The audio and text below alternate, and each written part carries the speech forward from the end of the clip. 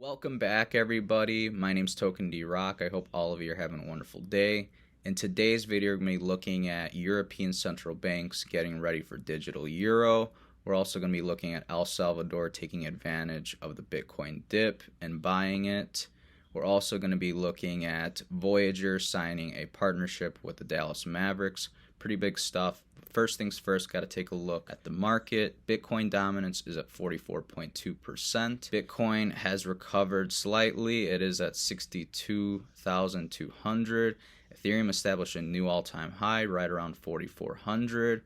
It's actually establishing a new all-time high as we're speaking right now. Binance Coin finally above $500. Solana back above 200.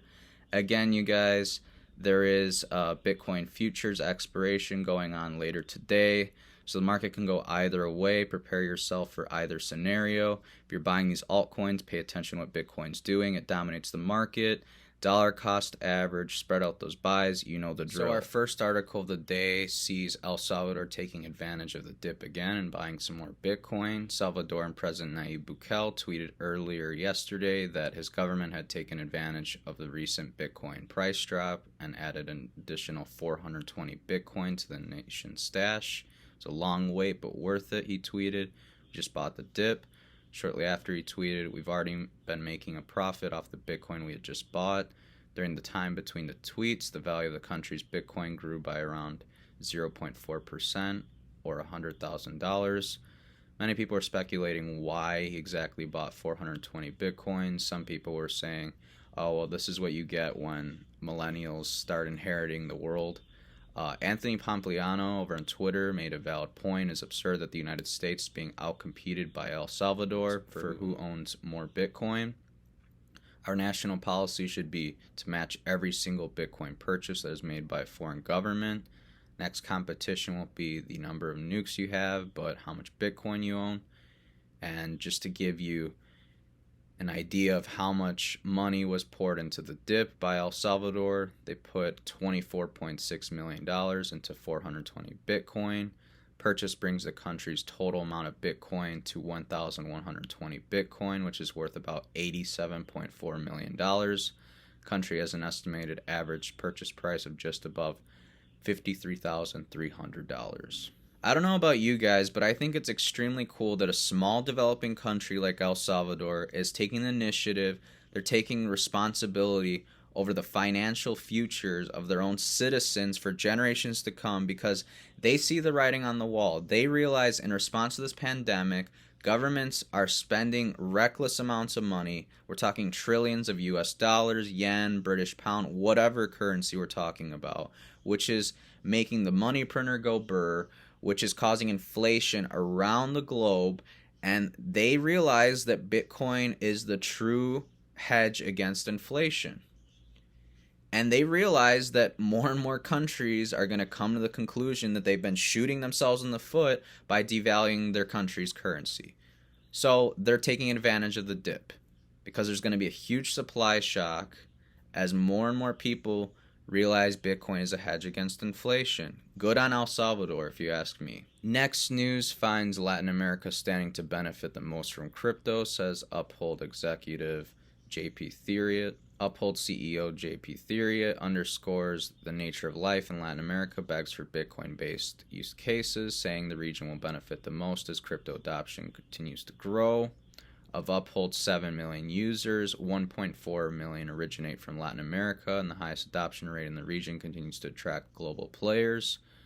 It's important to note that Venezuela and Colombia are the two most prominent crypto adopters in the region besides El Salvador. In his own words, Bitcoin would be embraced first by the unbanked and those who send or receive remittances. However, CBDCs would become more popular than the largest cryptocurrency for merchants. Many businesses may understandably prefer something stable for transactions, but investment portfolios would be much more benefited by Bitcoin, he added. With the appropriate channels in place to convert between Bitcoin, US dollars, and any potential CBDCs, users could really just use whichever form of currency works best for their use case. Speaking of CBDCs, Theriot noted that not every country needs to make its own digital currency, as it would be easy to adopt an existing one. He added that the main goal for Latin American countries should be a functional system where anyone in the region could simply exchange between assets. And he also mentioned that Latin America has enjoyed significant growth in crypto funding in 2021. Mexican cryptocurrency exchange Bitso became the first crypto unicorn in the region, thanks to a $250 million Series C capital raise in May. Mercado Bitcoin, a Brazilian crypto exchange, has also completed a mega funding round, securing $200 million in SoftBank financing. That's fantastic, and we expect many more coming. He commented, adding, "Seeing as banking the unbanked is one of the main philosophical and practical pillars of cryptocurrency, this could mean offering people, for the first time, access to financial services that rival or surpass anything in the legacy system. This means families who are dependent on remittances don't have to see 10 to 20% of their income siphoned off by money transfer companies." Theory continued, "This means that literally anyone can begin building an investment portfolio. It will basically change the standard of living." I really like that Theory pointed out how many families are actually dependent on remittances. So they're used to having anywhere from 10 to 20% of their income eaten up by transfer fees via these money transfer companies like Western Union, etc. And Bitcoin and cryptocurrency is actually a way out of that, and that may become a thing of the past. Now, he also points out that the system should be set up in a way that there's a variety of currencies and they all have their utility, they all have their function. For example, like right now, you can use the Chivo wallet and send Bitcoin to a family member or a friend or whatever. Maybe they need some money, and so you're trying to do money transfer, and you don't want to go through the traditional system and pay 10 to 20% or whatever in remittance fees. So you know what? You just use the Chivo wallet. And then if you want to buy goods at the store, maybe you'll use a CBDC in the future. Future's looking very, very digital, guys.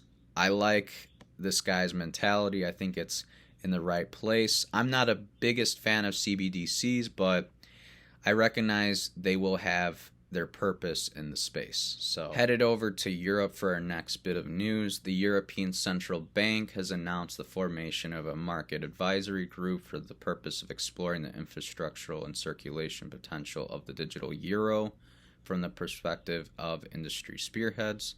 The group also aims to uncover the digital euro's optimal function within the pan-European currency's vast payments ecosystem.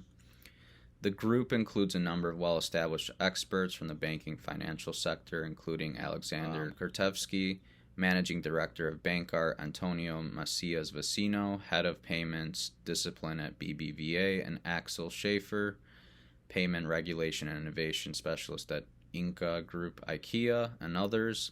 It is expected that initial consultation meetings will commence in November of this year and will operate on a monthly basis. 30 members will work in advisory roles and report their findings for consideration in retail payments discussion within the Euro Retail Payments Board.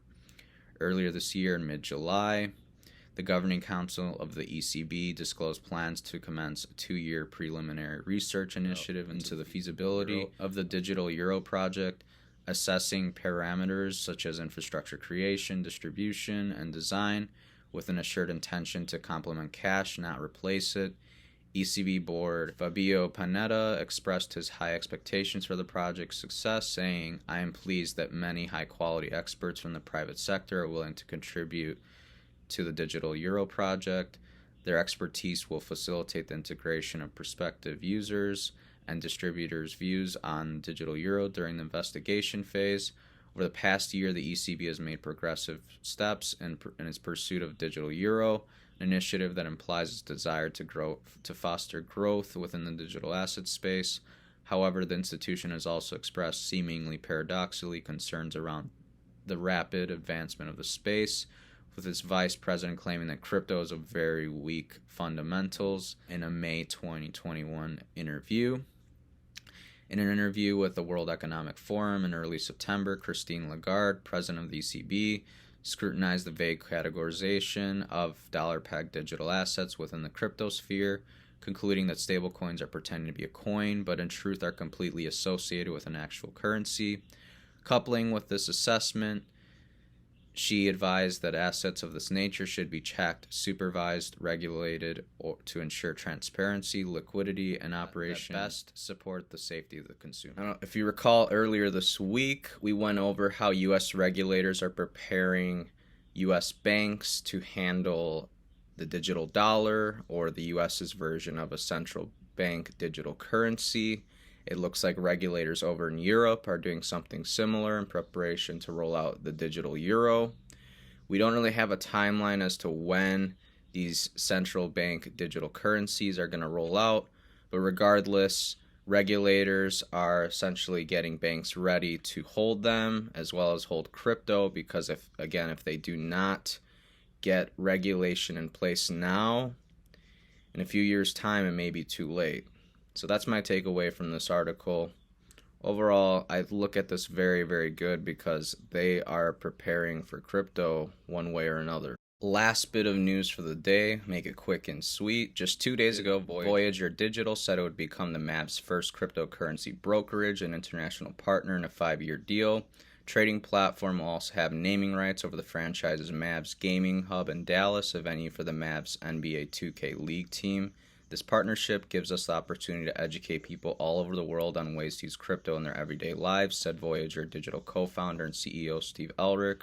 We want to help people learn alternate ways to grow their wealth, to achieve true financial freedom, and build intergenerational wealth through crypto.